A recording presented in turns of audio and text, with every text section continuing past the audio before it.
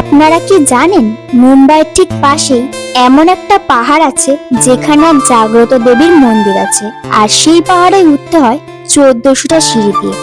তো আজকে আমরা এই মন্দিরে চলে এসেছি, আর মন্দিরে এসে কি কি করলাম, সিঁড়ির প্রতিটা ধাপে কি কি রয়েছে, কোন কোন ঠাকুরের মন্দির আছে, আর মন্দিরে আসতে হলে কিভাবে আসতে হবে, সবটাই শেয়ার করবে এই ব্লগে। তো ব্লগটা স্কিপ না করে পুরোটা দেখার অনুরোধ রইল। আশা করি আপনাদের সকলের এই ব্লগটা ভালো লাগবে।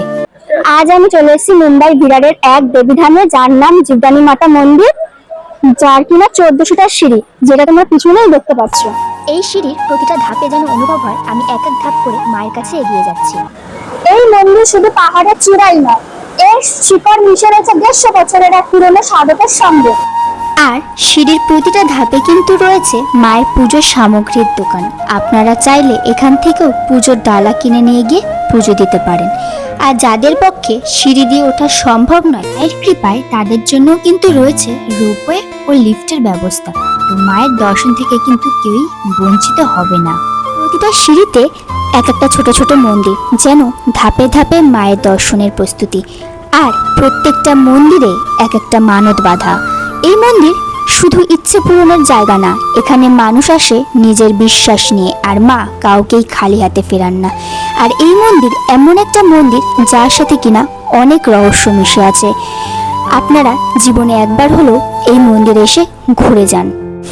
এই মন্দির স্থাপিত হয়েছিল 1868 সালে। একজন সাধু এক নারী দেবীর স্বপ্নাদেশ পেয়েছিলেন। তিনি বলেছিলেন, আমি এই পাহাড়ে অবস্থান করছি, আমার মন্দির এখানে নির্মাণ করো। তখন থেকে শুরু হয় এই মন্দিরের যাত্রা।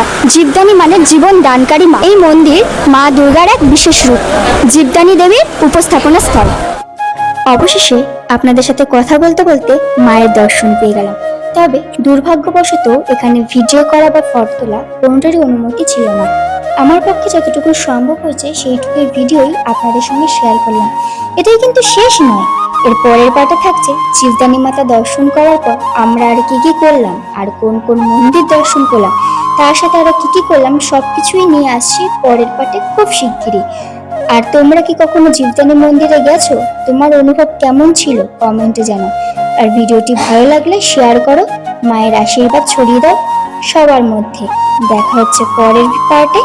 এখনের জন্য টাটা, সবাই সুস্থ থাকো, ভালো থাকো, নমস্কার।